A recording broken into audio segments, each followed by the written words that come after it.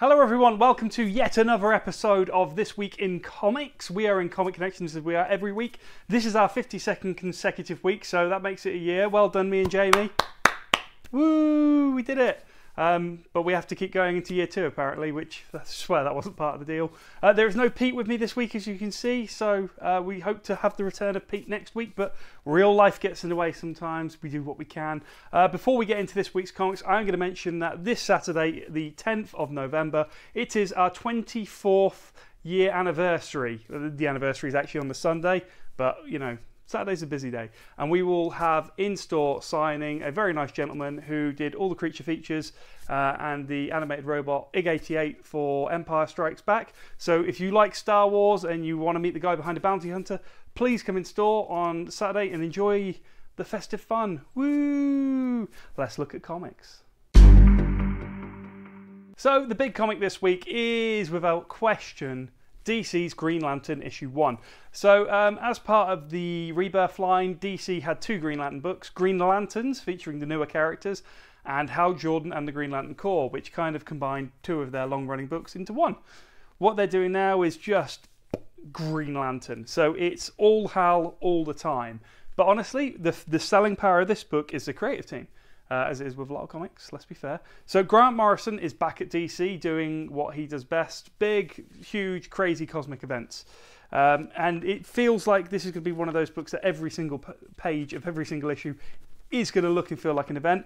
We have Liam Sharp, fresh off the back of his Brave and the Bold series, doing art duties on this, and the level of detail is insane. Have a look online, I'm sure you can find some preview pages, but the detail is just nuts, off the chart level of insanity. Yet, still crisp, clear and easy to read, which is nice. So, personally, I'm not the biggest Morrison fan in the world, but I'm giving this one a go because I tend to find he works better on small, single individual character pieces rather than big, long, sprawling arc team books. So yeah, hopefully this is as good as it looks. I'm looking forward to sinking my teeth into this one. And the big release this week, just to say it again, Green Lantern issue 1. New in from Boom Studios this week is The Empty Man issue 1. This is written by Cullen Bunn, who's doing all sorts of good comics at the minute. He's got quite a following online. It's one of those books which is kind of doing a zombie thing, but without saying the word zombie. So there's a breakout, a pandemic, if you like, of the Empty Man disease, which causes insanity and violence, and government quarantines are mandatory. So, you know, 28 days later, virus, zombie thing crossed. There's hundreds like it, but you know what? These kind of zombie virus books, always popular. They have their audiences. So we like to support the indie books. We like to create our own books. And as such, we are supporting The Empty Man issue 1. So, loads of stuff out from Marvel this week, but there weren't any kind of great jumping on points or easily accessible stuff. So, if you want to get into Hulk issue 8 or Doctor Strange issue 7, you can totally do that. We have most of the early issues in. Of course, we have Al Ewing signing on the 1st of December. So, if you want to get your Immortal Hulk signed, that's the time to do it. And there'll be a graphic novel out before then. Did you notice the cheap plug there? Or was that was smooth, wasn't it? But what was new from Marvel this week, and is a nice issue 1, it's the 20th anniversary of Marvel Knights, as we talked about a few weeks ago with some of the graphic novels we've had back into print. And what that means is they're celebrating that brilliant period of creativity by doing a 6-issue Marvel Knights miniseries, which hopefully will kind of get the feeling of that 1998 street-level superhero comics back at the forefront of the industry. It was a really good time to be reading characters like Daredevil. They were doing great stuff with Black Panther. They made an Inhuman series, not just a good Inhuman series, but like one of my legit favourite comics of all time. So I look back on Marvel Knights with very fond memories. So as such, I've been really looking forward to this. The Mike Deodato variant cover, if you can find it, look out for that because that's stunning.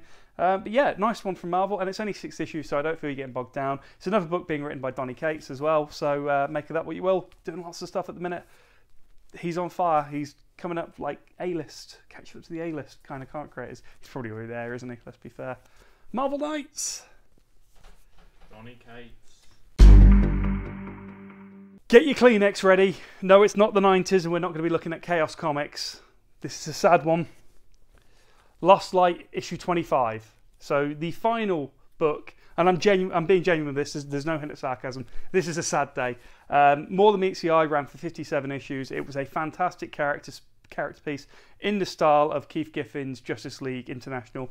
I'm sure you'll have heard me talk about the graphic novels on here before in the past. It is genuinely a brilliant book, and there's a really sad thing that happens with this where people go, oh, it's a brilliant book for a Transformers comic, and I'd like to scrub out that last sentence because it's a brilliant book. Flat. Period. It's just a great character arc. The fact they're robots is completely inconsequential. The fact that IDW have allowed James Roberts to end this epic run on his own terms, that's pretty good.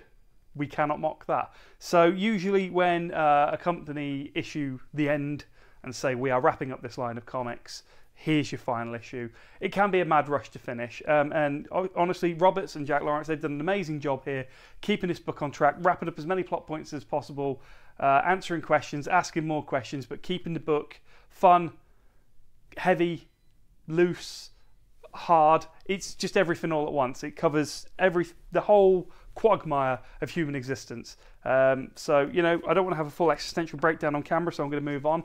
But if you haven't done Lost Light, it is still available in trade. More than meets the eye. I'm hoping we get good hardcovers at some point, because I'll put my hand up and say I don't actually own this yet, because I've been waiting for big chunky hardcovers of just More Than Meets the Eye without the Robots in Disguise stuff by John Barber. Sorry, John. Yeah, Lost Light, issue 25. They achieved something, and now it's over. So we've lost Light, and that brings us Outer Darkness. Sort of. Did that work? Try to link it. Come on. Work with me here. So it's a big sci-fi epic from Image Comics. It's a new issue 1. It's by Skybound, which is part of Robert Kirkman's imprint, and they've been putting out some top books recently. But you know why I ordered this one? Why did you order this one? It's written by John Layman, who wrote Chew. He's doing the awesome Leviathan series for Image at the minute. It's doing really well. And he says it better than I can. So I'm just going to read from John Layman. Outer Darkness is a distillation of what I love the most. Science fiction, horror, and weird shit. I'm a big fan of dramas set on spaceships and space crews on a continuing mission, be it Star Trek, Battlestar Galactica, The Expanse, Space 1999, Lost in Space, what have you. Doesn't mention Babylon 5. I'm an even bigger fan of outer space sci-fi horror, a genre which I don't have a whole hell of a lot of good examples. Event Horizon, Alien, I'm sure there are some other examples, but not a lot of good ones. So what he's trying to do here is do a good sci-fi horror series, because he doesn't feel there's enough of them. An admirable mission, one I can get behind. I like my sci-fi. I agree there's not loads and loads of great sci-fi horror. So hopefully Outer Darkness can fill that gap. And, you know, it's the guy who did Chew, so you can't go wrong. Public service announcement, Justice League issue 11 in. This is part 2 of the Drowned Earth storyline. We talked about this a lot already, so I kind of feel like I don't need to say lots about it. But if you get Justice League or Aquaman, I've been giving you every issue of this, so you won't miss any issues. I expected Pete to talk about this honestly, which is why it was pulled. So, you know, let's just pretend Pete is talking about this for a bit. Superman, Degeneration X, Superman. Thanks, Pete. See you next week. Justice League. So that was it. That was this week in comics without Pete, sadly. And I did manage to go through the whole thing. And I'm sure you noticed I didn't mention SpiderMan, right? So did it a week where Pete isn't here. However, if you do want SpiderMan, they have brought out a third printing of issue 1, which is awesome because we sold out of issue 1 even though we had like a gazillion copies, and we sold out of the second printing. All right, we had 50, but that's good numbers for Spider-Man. This is our best-selling monthly series. It has just overtaken Tom King's Batman as a regular book, and that's good because we get like 2 of these a month on a good month, which is awesome. It's not quite up there with Heroes in Crisis and Doomsday Clock, which are currently fighting out for our best-selling books in store. But we get 2 of these a month. We get 2 Batman a month. So, and they're ongoing. So hey, if you're a DC guy, come in here and order Batman. If you're a Marvel guy, come in here and order Spider-Man. It's very easy to get on board with both. Although it's a little easier with this because it's only 8 issues in, and Batman's 57 issues in. So this is a little easier. But yeah, it's a great book. I can't recommend it enough. The artwork on the first 5 issues by Ryan Otley is beautiful, and issues 6 to 10 have got art by Ramos, and that's really not bad at all either. So cheap plug for Spider-Man over. And we're going to move on to graphic novels. So my graphic novel pick this week, and it's a bit late because, you know, I'm picking kind of 2 horror books and Halloween was last week, but even so, it's the 30th anniversary of John Constantine appearing. Hellblazer's always been one of my favourite books. Proper Hellblazer, I mean Vertigo Hellblazer, none of this DC Universe Hellblazer. I'm sure it's perfectly good. I'm sure it has its fans. It's not for me. I like my John Constantine to be old, grizzled, and a bit of a shitbag, if we're being honest. So what this book does is it's a celebration of all things John Constantine. It's got an introduction by Sting of the Police fame, because that is who we know John Constantine's visuals were based on, believe it or not. Did you know that? I hope you knew that. The introduction is 58 pages long because it's Sting. First tantric introduction in comics. So it's not. That was a joke for those who don't know. It reprints Swamp Thing issue 37, which is the first appearance of John Constantine. As I'm sure you know, it's created by Alan Moore. But then Alan Moore never actually wrote an issue of Hellblazer. How ironic. It's not ironic at all.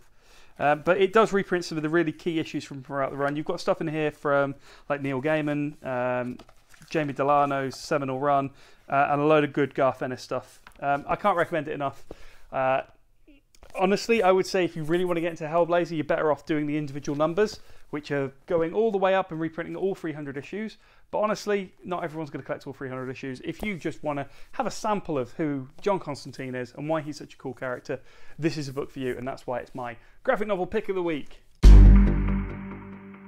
Hack Slash Omnibus Volume 1 is my secondary pick this week, mostly because it just hasn't been in print for a really long time. We've not had it in the shop at least anyway.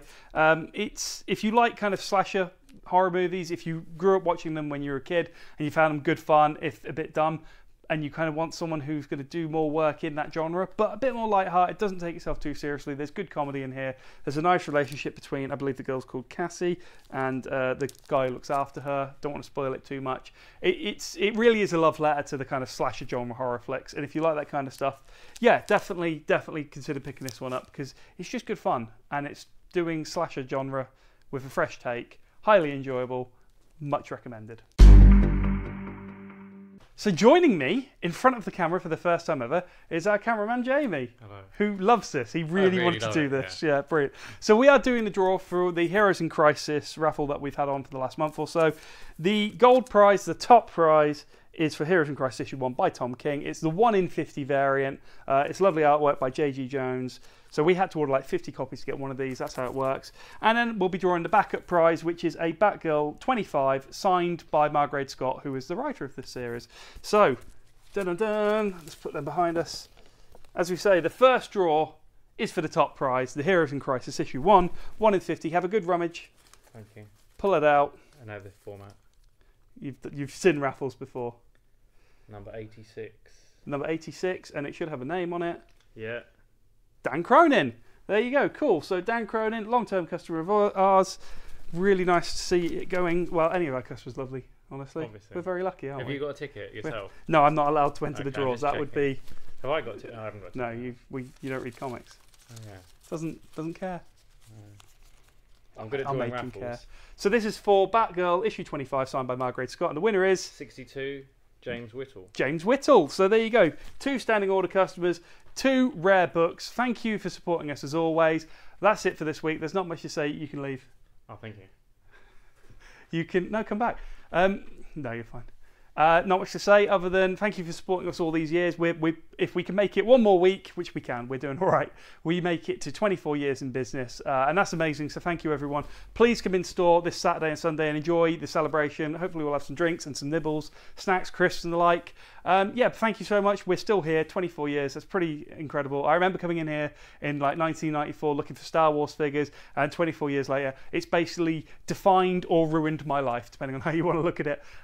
So yeah, thank you. Really, that's all there is left to say. And you know, well done to Glenn for opening the shop in the first place and giving Banbury a place, a community for the geeks and the nerds and the comic fans and the ne'er-do-wells of Banbury. So yeah, cheers Glenn, and thank you all for watching. Comment, like and subscribe, and we'll see you next week for our 53rd video. That's officially a year anniversary for us then. Yeah!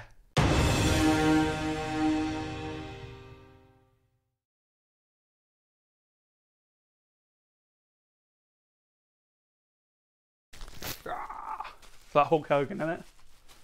But less racist. Yes.